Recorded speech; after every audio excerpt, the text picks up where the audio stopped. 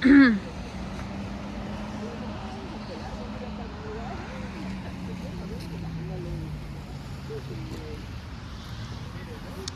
here in the Three Swords. Oo, picture tayo. Ang mga tourist. Diba? Malapit nang Uy! Ay, nako! Ito pagka nahulog to, sige, mapulot ito ng iba. Wag day. Oh, nakaano pa siya. Sobra talaga, girl, kahit paano. Kahit ano. Ayan na. Responsibility mo na yan. Thank you. Tama na. Sakto na yon. Oh, frozen talaga.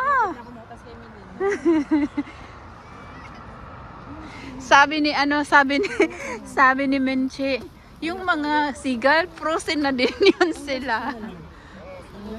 Ay, ang ganda. Hala day, ayaw, Charm. Huwag talaga. Daghan na kaayo man. Sobra na yan. Hindi.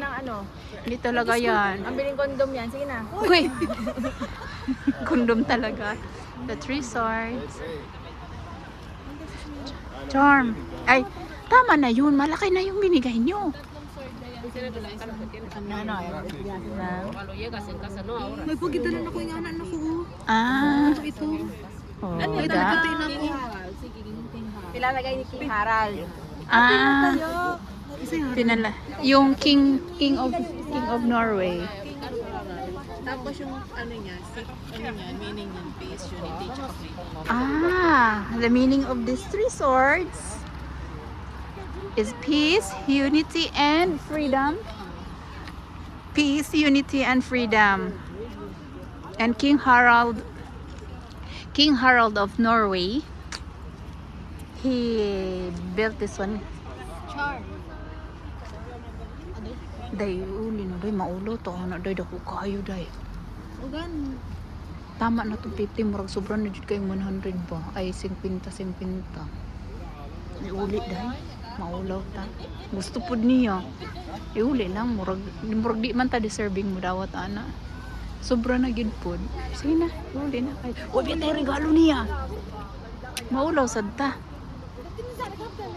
Ako yun. Yaks!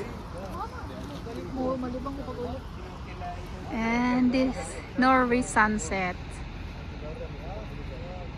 Now it's only like 3 o'clock. The sun sets at 4, I think. Ha? Paano po yung camera? Anong pangit man? Ano? Drag dili siya giving. Welcome to Norway. Nice, very nice.